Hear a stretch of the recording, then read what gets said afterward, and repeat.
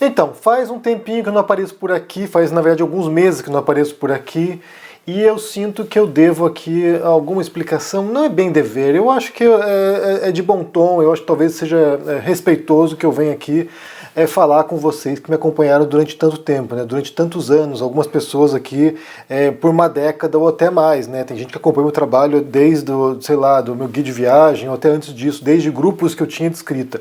Então acho que vale a pena eu passar hoje aqui para falar com vocês e tentar mostrar o que está acontecendo, né? Para onde eu estou indo, o que está acontecendo na minha vida, né? O título desse vídeo vai ser Porque eu sumi do YouTube, mas eu não vou falar sobre isso. Se você quiser saber sobre isso, eu vou deixar aqui na descrição desse vídeo o link para o meu livro no qual eu explico isso, né? Então assim, eu sou um escritor acima de tudo, eu comecei a criar esse canal aqui em 2005, 2006, porque eu queria falar da minha obra, né? Da escrita, de literatura, eu queria que fosse uma vitrine para a minha obra literária, então é o que eu faço. E é como eu me expresso melhor, é como eu consigo saber organizar melhores ideias, é como eu consigo, sabe, refletir sobre as coisas. Então, assim, eu achei que o melhor modo para explicar por que eu sumi do YouTube seria sentar e escrever um livro sobre isso, né, explicando a minha experiência, a frustração com as redes sociais, não é apenas YouTube, eu acho que é no geral aqui, redes sociais.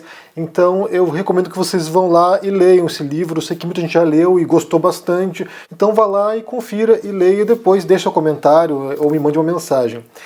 Curiosamente, né, ao longo desses meses que eu desapareci aqui, eu recebi bem menos mensagem do que imaginava, né, de pessoas perguntando onde eu estava, o que é reconfortante ao mesmo tempo, demonstra, né, como a gente... tudo efêmero aqui, né? Tudo assim, saber, tudo transitório. Um dia você está com 1 milhão de seguidores, no dia seguinte ninguém lembra que você existiu. E o YouTube é isso, né? As redes sociais é isso. Essa alavanca ou essa manivela que você tem que ficar o tempo todo girando, senão perde o timing, perde o momento e você desaparece. Então essa é outra coisa que eu queria também deixar de ficar nesse, sabe, correndo, que igual um ratinho de laboratório correndo ali na roda o tempo todo. Então assim não dá. Sinceramente, o ritmo aqui é muito cansativo, e eu nem me afastei por causa de burnout, nada disso, eu me afastei por causa do princípio mesmo, né? Percebendo o impacto que isso tem nas pessoas, o modo como a gente aqui, né, nas redes sociais está o tempo todo, sabe, inflamando as pessoas. A gente está explorando a sua indignação, esse é o fato. Nós estamos aqui explorando a sua indignação, inclusive, até cheguei à conclusão também nesses dias, eu já tinha pensado sobre isso anteriormente, mas eu cheguei à conclusão que nós, aqui da esquerda, nós somos os principais propagandistas da extrema-direita, né? A gente está o tempo todo reagindo ao conteúdo que nos indigna, e isso, sabe, ajuda a promover essas ideias, inclusive, né? Mesmo sendo crítico, mesmo aqui a gente apontando, olha que absurdo, nós estamos ajudando a promover essas ideias, a promover essas pessoas, a promover essas figuras que são repulsivas, repugnantes, e a gente ajuda essas pessoas, a gente dá visibilidade para elas, a gente reage a debates ridículos, a gente reage a falas absurdas, a gente reage a cenas que nos deixam putos, e aí, ao fazer isso, nós estamos ajudando, de certo modo, a propagar esse conteúdo, essas ideias, indiretamente, né, sabe? Como eu falei, apesar da indignação, a gente ajuda essas pessoas a terem voz. Então, esse é o ponto, né? Então, esse é um dos pontos, mas não apenas isso, e eu acho que, como eu falei, vão lá, leiam o livro e reflitam sobre isso, né? E aí eu quero só atualizar também o que eu estou fazendo, né? Porque, assim, aqui era o meu trabalho, tudo que eu fazia estava vinculado a redes sociais, tudo que eu fazia estava vinculado ao YouTube, e aí quando eu decidi em dezembro deixar, não foi uma decisão na verdade, não foi assim, chegou um ponto que eu falei assim, eu vou parar de publicar coisas nas redes sociais. Foi um dia que eu tirei férias, eu vou tirar uma semana de férias aqui, descansar um pouquinho, e eu passei uma semana, falei, olha, eu vou estender mais uma semana, vou ficar mais um tempo descansando, e aí passaram 15 dias, 20 dias, 30 dias, e eu falei, olha, eu não vou voltar mais porque tô bem, tô feliz, sabe, a vida tá mais leve, não tô lendo aqui conteúdos que me deixam mal, não estou, sabe, mergulhando nesse lixão que são essas interações que acontecem nas redes sociais. Então assim, eu tô bem, tô feliz, vou fazer outra coisa. E aí vem a grande pergunta, né, fazer o quê, né? porque assim, isso aqui é o que dava dinheiro, é o que pagava minhas contas, né? Então assim, o que eu vou fazer depois disso? E aí eu resolvi voltar a fazer aquilo que eu gostava de fazer. Eu voltei a fazer aquilo que me deixava feliz, que é escrever, que é trabalhar com literatura, trabalhar com textos, trabalhar com livros, trabalhar com filosofia, sabe? Trabalhar com aquilo que me dá tesão na vida, sabe? Então assim, e eu posso dizer que talvez pela primeira vez na vida agora eu estou realmente trabalhando com aquilo que eu gosto, né? Não dá pra dizer que eu não trabalhei com coisas que me dessem satisfação anteriormente, assim, eu acho que houve vários momentos que eu fiz coisas que eu gostasse de fazer, que sabe, eu sentisse que estava fazendo alguma coisa de valor, né? Alguma coisa que, sei lá, que merecia ser lido, ser visto, né? Não vou menosprezar o tempo no YouTube também. Eu acho que o papel que eu desempenhei aqui durante a pandemia foi muito importante para muita gente, em relação à extrema-direita, ao Bolsonaro, ao Olavo de Carvalho. Então, assim, não vou dizer que isso aqui foi inútil, porque não foi inútil, mas por outro lado, não era aquilo que eu gostava de fazer. Então, assim, eu estava aqui sentindo que cumprindo um papel que acabou caindo nas minhas costas por, sei lá, por acaso, sabe, pela conjuntura histórica, mas não era aquilo que eu queria fazer. Eu nunca quis estar diante de uma câmera, eu nunca quis ser influenciador, eu nunca quis ser alguém que, sabe, tivesse visibilidade desse modo, né? Pelo contrário, eu adoro ficar, sabe, vida privada minha, fazendo as minhas coisas, sem que ninguém saiba o que estou fazendo, sem que ninguém saiba o que estou comendo, sem que ninguém saiba onde eu fui ontem, sem que ninguém saiba, sabe, sei lá, sem que as pessoas fiquem se intrometendo na minha vida. Eu adoro a vida privada minha, eu adoro o silêncio, eu adoro estar no meu cantinho lendo, escrevendo. Então, foi isso, né? Assim, a vida me levou para esse caminho do YouTube e das redes sociais, mas não era aquilo que eu queria fazer. Então, nunca tive prazer de estar aqui. Nunca tive. Vou ser honesto com vocês, eu nunca tive prazer de estar aqui. Eu sempre estive aqui por um senso de dever, um senso de compromisso, um senso de que, olha só, esse momento histórico é complicadíssimo e eu acho que eu tenho que expressar minhas ideias, mas nunca me deu um prazer, assim, satisfação de estar aqui.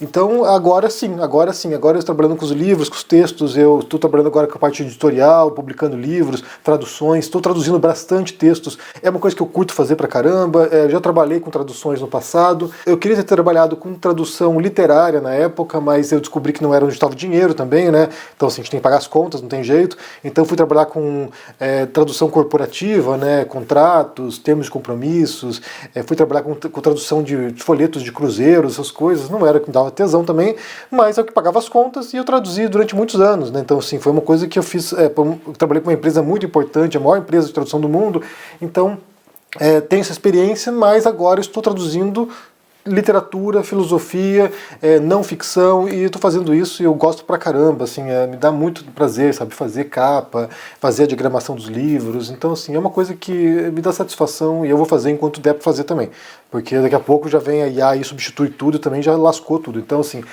vou fazer aquilo que gosto de fazer, não tá fácil, em termos de grana, não tá fácil, realmente não tá, então assim, essa transição aqui serão muitos meses, talvez, sei lá, um ano, me readaptando aqui, tentando manter o patamar que eu tinha antes, porque o YouTube pagava bem, não posso dizer que pagava mal, porque pagava bem, então assim, essa transição tá sendo complicada, mas a vida que segue e eu tô habituado a me reinventar, né? Já fiz isso várias vezes, então aqui é mais uma etapa agora, mais um momento de me reinventar e tentar descobrir um caminho novo que me dê algum propósito, algum sentido nessa vida, que não seja ficar envolto, né, sei lá, envolvido em tretas perpétuas com pessoas que eu não conheço, que não me importa, sabe?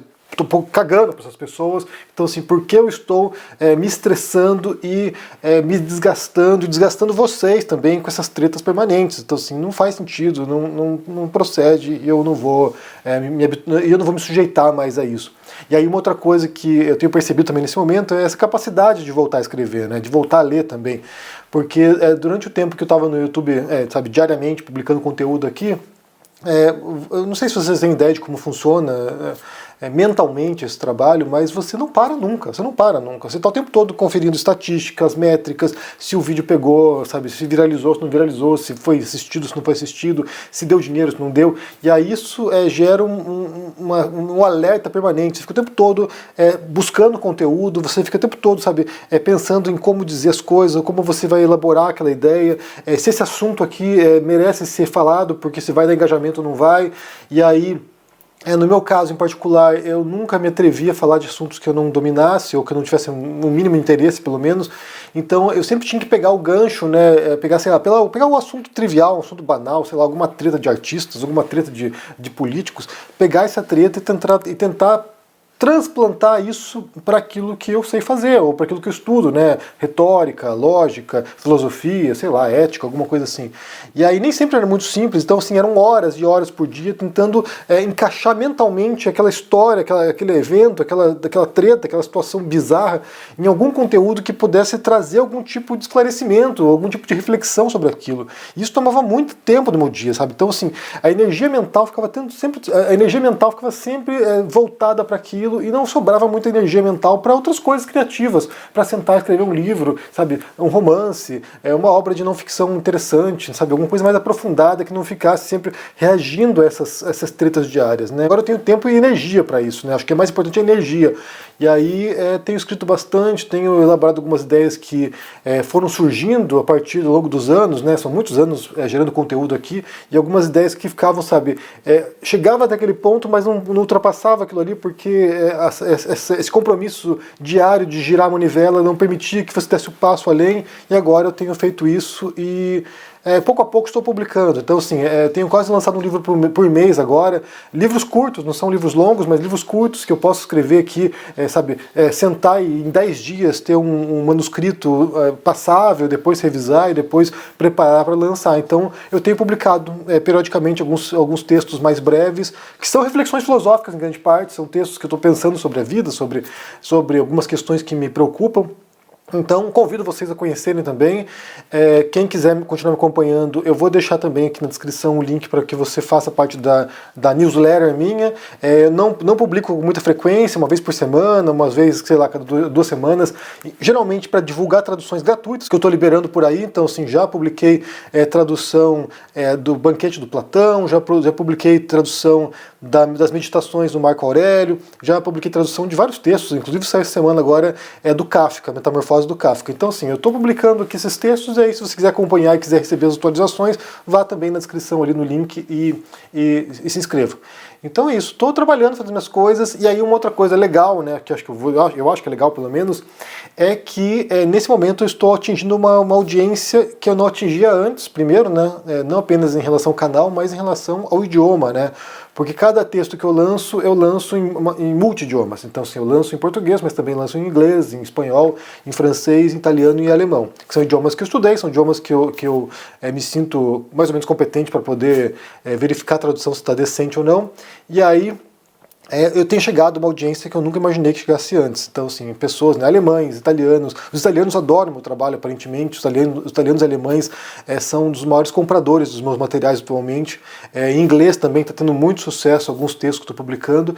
E aí são pessoas que não têm a menor ideia de quem eu sou, que nunca viram um vídeo meu no YouTube, que não sabem, nada sobre Bolsonaro, sobre Olavo de Carvalho, sobre, sei lá, influenciadores de extrema-direita, pessoas que nunca ouviram falar sobre mim, e que estão comprando esses textos e lendo e curtindo. Então, assim, poder falar com essa audiência me abre, sabe, o horizonte de que eu passei anos, 2 décadas, quase 3 décadas escrevendo em português, pensando no público brasileiro, sabendo que é um universo muito limitado. Então, assim, você aí que gosta de ler, que gosta de filosofia, que gosta de literatura, você sabe que você faz parte de uma minoria ínfima, né? Então, assim, o Brasil não é um país de leitores, o Brasil não é um país que valoriza seus autores, seus escritores, seus intelectuais, não é um país que dá valor a isso. Não é. Não vamos fingir que é, porque não é. Então, assim, você faz parte de uma minoria. Eu li no final do ano passado uma reportagem que me deixou muito, muito chateado, né? Que era uma reportagem da Folha de São Paulo, mostrando quais eram os principais livros best-sellers do Brasil em 2025. E aí nessa listagem, eram 20 livros, não sei, quase todos eram ou livros de colorir, best-sellers no Brasil, livros best-seller, livros de colorir ou livros religiosos. Isso é desesperador, sinceramente isso é desesperador, e isso mostra, o abismo que é ser escritor no Brasil. É um abismo, assim, você lança o teu livro e se você vender 2.000 exemplares, você é um fenômeno, você já é um sucesso. 2.000 exemplares. Só para você ter uma ideia, para você entrar na listagem dos mais vendidos dos Estados Unidos, lá no New York Times, você tem que vender numa semana 10.000 exemplares. 10.000 exemplares, boa parte dos escritores brasileiros não vende isso na vida inteira. Então, assim, é um abismo. O Brasil é um abismo em termos de mercado editorial. E aí, pensar que existe essa possibilidade de, pouco a pouco, traduzindo meus textos e encontrando uma nova audiência, e expandindo o público, possivelmente, isso é estimulante. Isso é estimulante. E hoje, né, curiosamente, hoje 75% das minhas vendas na Amazon são em outros idiomas, não é em português. Inglês principalmente, mas italiano, alemão e espanhol. Então, assim, é isso. Então, assim, eu dediquei 26 anos da minha vida escrevendo em português e em 3 meses que eu fiz essa transição agora, em 3 meses eu tenho mais leitores em outros países, em outros idiomas do que eu tenho no Brasil. Mesmo com um canal com 700.000 inscritos no YouTube, mesmo tendo centenas de milhares de seguidores em outras redes sociais, porque escrever no Brasil é esse abismo. Então, assim, é desesperador e é triste e faz repensar muita coisa também, né? Então, assim, é isso. Mas, de qualquer maneira, só para vocês saberem o que eu estou fazendo agora, né? Quem quiser continuar acompanhando também, quem não quiser acompanhar também, paciência. Mas só para vir dar uma satisfação aqui para quem perguntou, né? Muita gente perguntou nas redes sociais aqui, vieram perguntar. E eu acho que vale vir contar um pouquinho o que está acontecendo. E se você quiser saber por quê, como eu falei, eu sumi do YouTube, então vou deixar aqui na descrição O Tempo Roubado, Confissões de um Ex-Influenciador. Vá lá, confira, leia o texto, me diga o que achou depois também, se você gostou ou não, e é isso. Um abração para vocês, quem sabe eu possa voltar aqui em algum momento específico, quando houver realmente uma coisa relevante para falar sobre algum tema. Então, assim, às vezes eu acordo e eu vejo uma notícia assim, eu falo assim, preciso gravar um vídeo sobre isso, né? Eu falei, sinceramente, não preciso gravar, ninguém se importa, ninguém tá nem aí, então assim, eu não vou gravar nada. Eu vou fazer minha vida, vou pra praia, vou fazer outra coisa, vou lá ler meus livros, vou escrever as coisas, assim, ninguém se importa, ninguém tá nem aí. Aquilo que você lança hoje, amanhã já esqueceram, aquele vídeo que você publicou que viralizou, 2 dias depois já é esquecido, já sumiu, então assim, não faz sentido. Bem, um abração para vocês, se cuidem, um feliz 2026 aí que eu não dei para ninguém, né? Feliz 2026 para vocês. Como eu falei, pode ser que eu volte aqui pontualmente para divulgar alguma coisa, para falar alguma coisinha para vocês, para dividir alguma coisa que seja importante, mas para mim essa fase ela se encerra de um modo natural quase, assim, natural. Eu já estava desgastado, já estava cansado, já estava, saturado, já não via propósito, já, olhava as tretas e achava que é tudo vazio e superficial e banal, e vendo, gente de esquerda também, explorando essa indignação coletiva, eu explorando essa indignação coletiva também, me deu um pouco de asco mesmo, nojo mesmo, mas é isso. Se cuidem por aí, um abração e até mais. Tchau.